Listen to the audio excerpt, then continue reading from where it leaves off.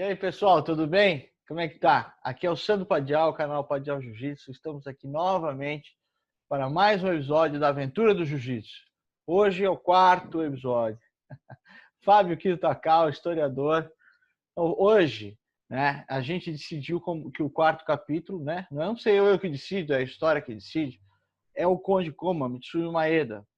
E pela sua importância e também pelo feito que ele fez no mundo, nós vamos falar dele em dois episódios, o quarto e o quinto, tá?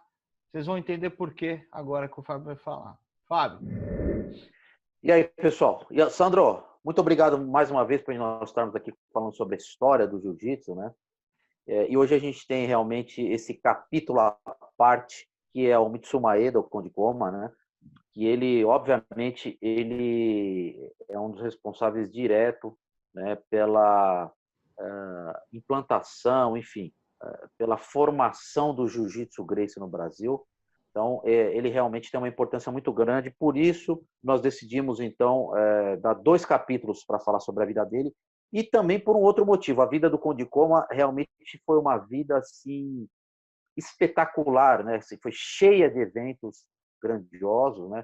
Então, eu acho que seria muito pouco você tentar resumir tudo em um só capítulo. De qualquer forma, lembrando sempre que esse tipo de formato que a gente está fazendo aqui,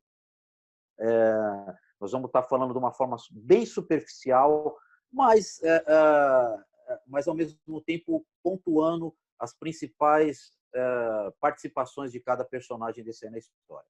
O Conde Koma, enfim, ele, como a gente já falou nos episódios anteriores, ele entrou no Kodokan, se formou lá no Kodokan, e junto com o primeiro membro do Kodokan, que foi o Tomita, eles foram designados para disseminar o judô na América. Então, eles chegaram nos Estados Unidos em 1904, eles não foram os primeiros, o Yamashita já estava aqui, né, e já estava ensinando na época não só o presidente Roosevelt, como chegou a ensinar os cadetes, enfim. Então, quando o Tomita e o Maeda chegaram à América, eles já tinham algumas informações, né, vindas do Yamashita, e eles chegaram já organizando diversas palestras, né, apresentações e demonstrações do judô. É muito curioso que essa primeira fase, né, da dupla Tomita e Maeda nos Estados Unidos, eles reforçam isso nos discursos, né, que eles dão antes de fazer as demonstrações, a diferença entre o jiu-jitsu japonês e o judô que eles estavam disseminando, né? Era muito importante na cabeça do Jigoro Kano que ficasse clara essa diferença, ou seja, o jiu-jitsu japonês tinha uma preocupação primordial e quase que única com a parte marcial, a eficácia em combate. Já o judô, ele deixava bem claro, tanto o Tomita, né, quanto o próprio Maeda, que o judô tinha como finalidade principal a formação do ser humano, do cidadão como um todo, né? Formar a parte física através da prática da luta e a parte mental, filosófica, enfim, cultuando valores morais, né? E valores de integridade. Então, isso aí nos primeiros discursos que o Tomita e o Maeda fazem nos Estados Unidos, ele é muito enfatizado, né? Só que acontece uma coisa muito interessante, que como jiu-jitsu, né, já era um termo, né, muito disseminado aqui na América e na Europa, a todo momento que eles fazem essas palestras, eles são questionados, mas e o jiu-jitsu? E também existe também, em contrapartida também, os desafios, né, do wrestling, né? O wrestling já era uma modalidade muito disseminada nos Estados Unidos e muitos lutadores se propunham a experimentar, né, a provar, queriam ver se realmente, comprovar se realmente o judô era tão eficaz quanto o Tomita e o Maeda eles afirmavam. Então, inevitavelmente, durante um tempo depois que eles estavam fazendo essa apresentação, tanto o Tomita quanto o Maeda são obrigados, né, entre aspas, a confrontar esses wrestlers e isso foi se tornando cada vez mais complicado deles administrarem, né? Bom, de qualquer forma, isso culmina realmente com o Maeda, né, que era, na verdade, o mais jovem e mais bem preparado fisicamente, acabar tendo que demonstrar os recursos que o judô tinha, e chegou a finalizar alguns oponentes, enfim, chegou a derrubar alguns wrestlers e teve que usar algumas técnicas de sacrifício, né, como Tomoe Nage, enfim, justamente contra as bases, né, dos wrestlers americanos que, na maioria das vezes, eram lutadores maiores. Após um tempo que eles estiveram nos Estados Unidos, os dois acabaram se separando. O Mitsuru Maeda acabou, de certa forma, passando por um processo onde ele foi obrigado a se desvincular de alguns valores que o Kodokan pregava, como, por exemplo, aceitou desafios, né, e fazia, eventualmente, apresentações profissionais, ou seja, que eram remuneradas, que o Kodokan era terminantemente contra, né?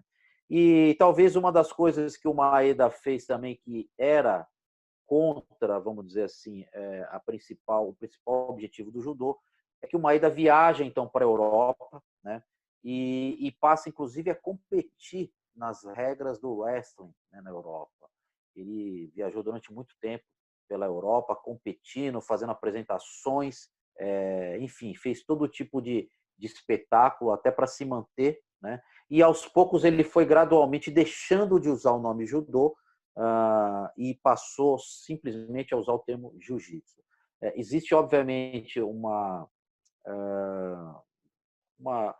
os estudiosos, né, chegam à conclusão, e isso eu concordo também, eu como pesquisador, que um dos motivos que o Conde Koma parou de usar o nome judô, né, foi justamente porque ele fazia esses espetáculos pagos, né, e aceitava desafios. Então, nada mais justo, né, a gente imagina que dentro da cabeça dele, ele falou, olha, eu vou parar de usar o termo judô e passar, então, a usar o termo jiu-jitsu. Tá? O Conde Koma, de forma resumida, então, ele viajou durante 10 anos, tá? Pelos Estados Unidos, depois pela Europa, e depois ele voltou para a América e ele se dedicou um tempo a viajar pela América Central.